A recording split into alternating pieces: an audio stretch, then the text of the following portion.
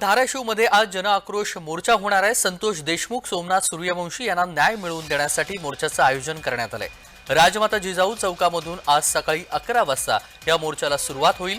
Doctor Babasaheb Ambedkar चौक, छत्रपती शिवाजी महाराज चौक मार्गे हा मोर्चा जिल्हाधिकारी कार्यालयावरती धडकणार आहे। धाराशिवमधील सर्व पक्ष संघटना आणि सर्व समाज हे रस्त्यावरती आज उतरणार आहेत आणि या मोर्चासाठी मनोज जरांगे पाटील, आमदार सुरेश धस, आमदार संदीप क्षीरसागर, मराठा महासंघाचे नरेंद्र पाटील, आमदार प्रकाश सोळुंके, देशमुख कुटुंब उपस्थित राहणार आहेत।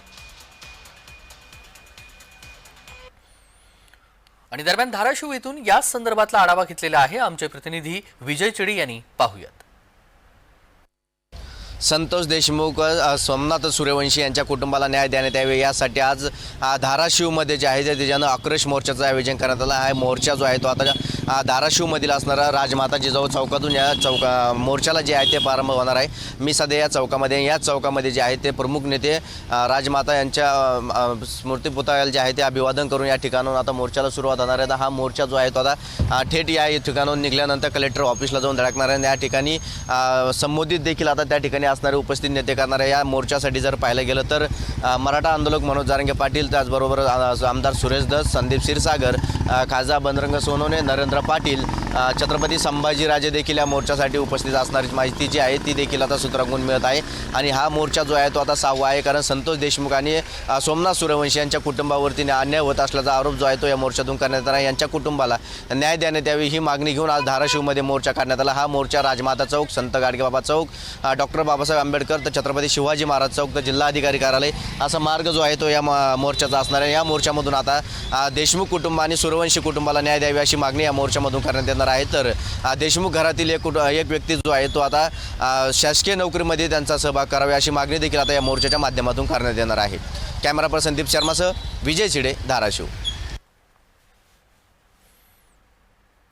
आणि या सगळ्या संदर्भात सविस्तर माहिती जाणून घेऊया। विजय चिडे आपले प्रतिनिधी जोडले गेलेले आहेत। विजय, संभाजीनगर नंतर आता धाराशिवमध्ये आज आक्रोश मोर्चा होणार आहे, ज्यामध्ये सर्व पक्ष नेते आणि सर्व समाज या मोर्चामध्ये सहभागी होणार आहे। कशा पद्धतीने आज मोर्चाचं आयोजन करण्यात आलंय? नक्की त्याचे जर पाहिलं तर देशमुख कुटुंब आणि सूर्यवंशी कुटुंबाला जे आहे ते न्याय मिळावे यासाठी संपूर्ण महाराष्ट्रामध्ये जे आहे ते आता सर्व पक्ष जे आहे ते मोर्चे काढले जात आहे। तर आज धाराशिवमध्ये देखील मोर्चा आहे। मागील आजचा जो मोर्चा आहे तो 6वा मोर्चा असणार आहे। देशमुख कुटुंबातील संतोष देशमुख जे आहे ते हत्या प्रकरण आहे, त्या हत्येतील आरोपी जे आहे ते अद्यापही जे आहे ते मोकट आहे।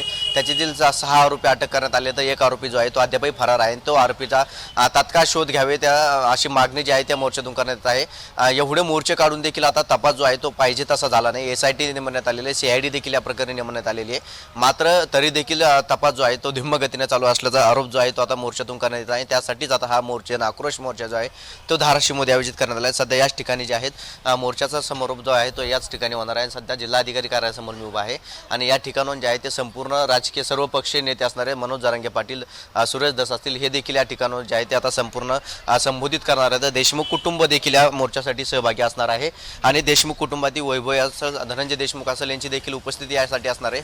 तर मनोज जरांगे पाटील हे धाराशिवमध्ये अनेक वेळा आपल्याला पाहायला मिळाले होते। तर आज मनोज जरांगे पाटील यांची तब्येत देखील जी आहे ती खालवलेली, मात्र तरी देखील मनोज जरांगे पाटील आज या मोर्चासाठी सहभागी असणार आहे। त्यामुळे आता हा मोर्चा जे आहे ते जनआक्रोश मोर्चा असणार आहे। यासाठी पोलिसांकडून देखील तगडा बंदोबस्त जो आहे तो आता धाराशिव शहरामध्ये लावण्यात आलेला आहे आणि तब्बल 1 किलोमीटरचा अंतर जो आहे तो हा मोर्चामध्ये असणार आहे। या मोर्चाचा आता संतोष देशमुख आणि सोमनाथ सूर्यवंशी यांच्या कुटुंबाला न्याय मिळावे अशी मागणीच आता या मोर्चामधून करण्यात आली आहे। त्याचबरोबर जर पाहिलं गेलं सुरेश धस आणि मनोज जरांगे पाटील हे आता धनंजय मुंडे असतील किंवा वाल्मिक कराड असतील यांच्यावरती आरोप करताना पाहायला मिळत होते। आज सुरेश धस काय नवीन आरोप करतात हे देखील पाहणं तितकं महत्त्वाचं असणार आहे। त्यामुळे ह्या मोर्चावरती आपलं लक्ष असणारच आहे। धन्यवाद विजय, आपण दिलेल्या सविस्तर माहितीसाठी। बातमी संदर्भातले अपडेट वेळोवेळी जाणून घेऊ।